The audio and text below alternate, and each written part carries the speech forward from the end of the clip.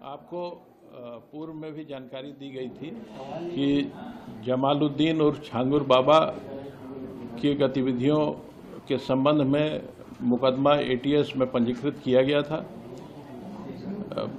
5 जुलाई को छांगुर बाबा और जमालुद्दीन और उसके प्रमुख सहयोगी नीतू उर्फ नसरीन की गिरफ्तारी की गई थी। आज 7 दिवस का रिमांड यूपी एटीएस द्वारा इन्वेस्टिगेशन के दौरान इन दोनों मुख्य अभियुक्तों का लिया गया है। इनसे इस गैंग के सभी गतिविधियों, इनके मनी ट्रेल, इनके द्वारा अर्जित अवैध संपत्तियां इत्यादि की जानकारी की जाएगी। साथ ही संपूर्ण गैंग के नेटवर्क की जानकारी भी प्राप्त की जाएगी। इसके अलावा इस गैंग ने जहां जहां अवैध संपत्ति अर्जित की है, अवैध धन का इस्तेमाल करके, उन सभी की भी जानकारी की जाएगी तथा अवैध संपत्तियों को जब्तीकरण की कार्रवाई तथा उन्हें डिमोलिश करने की कार्रवाई भी की जाएगी। सर, क्या अभी तक जो जितनी भी आगे पहले जांच पड़ताल हुई है, क्या इस बात की कोई जानकारी अब तक कितने लोगों का अवैध धर्मांतरण कराया होगा, कितनी महिलाएं होंगी, कितने पुरुष होंगे, कोई आइडिया? इस संबंध में अभी कोई गैस करना उचित नहीं है, क्योंकि एटीएस इस पूरे प्रकरण की विस्तृत जानकारी कर रही है, उसमें गहन विवेचना कर रही है।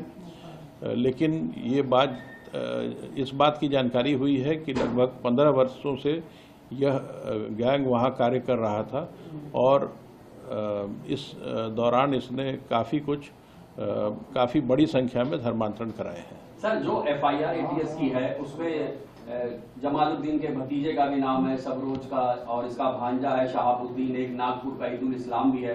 9 नामजद आरोपी हैं, मात्र 4 गिरफ्तार हैं। 5 की गिरफ्तारी कब होगी? इस प्रकरण में जब प्रत्येक मुलजिम के विरुद्ध साक्ष्य संकलन की कार्रवाई पूरी हो जाती है, उसके बाद ही गिरफ्तारी की जाती है।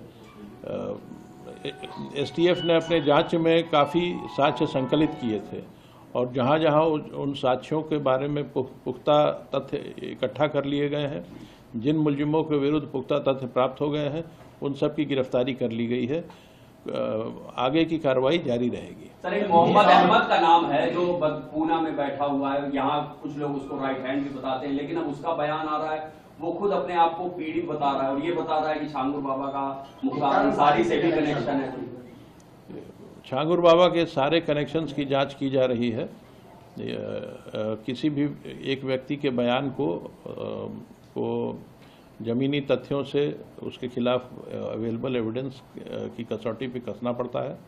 जब सारे जानकारियां इकट्ठी हो जाएंगी तभी मैं इस पर कोई स्टेटमेंट दे पाऊंगा। मोहम्मद अहमद आरोपी है? मोहम्मद अहमद आपके लिए आरोपी है? सर, मोहम्मद अहमद इस प्रकरण में नामजद है और एटीएस उसके संबंध में जांच कर रही है।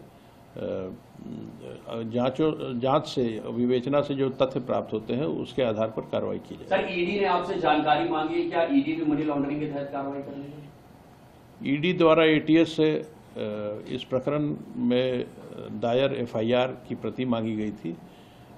इसके अलावा और कोई जानकारी इस मुख्यालय के स्तर पर उपलब्ध नहीं है। क्या सर ये जानकारी में है स्विस बैंक में भी इन लोगों का खाता है, दुबई या शारजाह में? नहीं, ऐसी कोई जानकारी अभी उपलब्ध नहीं है। Thank you.